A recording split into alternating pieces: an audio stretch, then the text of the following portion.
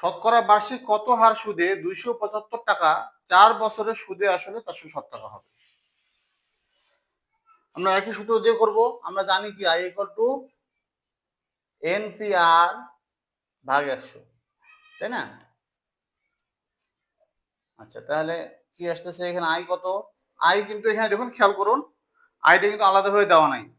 এটা হচ্ছে সুদ আসল, সুদ আসল মিলে 407, আর এটা হচ্ছে আসল। তার মানে এই সুদ আসল থেকে আসল বাদ দিয়ে যদি আমরা আই পেয়ে যাবো, আইটা আমরা আলাদাভাবে বের করে নেব।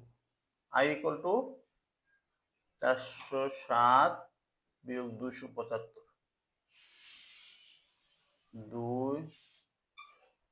132 টাকা। তাহলে 132 থাকলো আমাদের এদিকে।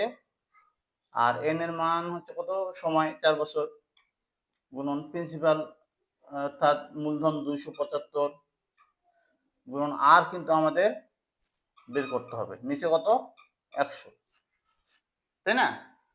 এখন আগেও বলছি কাটাকাটিটা যখন সমান চিহ্নের উভয় দিকে কাটাকাটি করব তখন উপরে উপরে কাটাকাটি করব, এদিকের উপরের সাথে এদিকের উপরে। আর যখন একদিকে কাটাকাটি করবো তখন এটার উপরের সাথে এটার নিচে।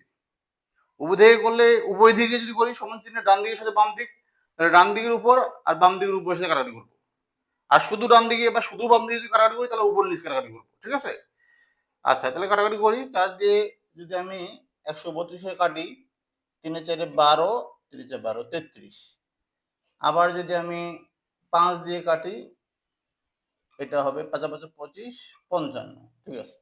আর 5 20 100। আবার 5 দিয়ে কাটলে 5 11 55, 4 5 20, 11 দিয়ে, এই দেখুন এদিকে উপরে আর এদিকে উপরে, 11 কে 11, 3 11 33। তাহলে কি থাকলো আমাদের? আমাদের থাকলো না এরকম 3 সমান সমান উপরে কত? উপরে আর নিচে কত? নিচে 4, এইভাবে না? এখন আমরা ক্রস গুণন করে দিব সমান চিহ্নের এদিকে আর ওইদিকে যদি ভগ্নাংশ থাকে তাহলে ক্রস গুণন হয়, কোনাকুনি গুণ। 3টা আছে মানে 3 কিন্তু উপরের সংখ্যা, তাই না? 3 নিচে 1 ধরতে হবে। তাহলে 8 দিয়ে নিচের এদিকে কোনাকুনি গুণ, 8 দিয়ে 1 কে গুণ করলে আরই হয়, 4 দিয়ে 3 কে গুণ করলে 12 হয়। এই 12% হচ্ছে আমাদের উত্তর। আশা করি বুঝতে পেরেছেন।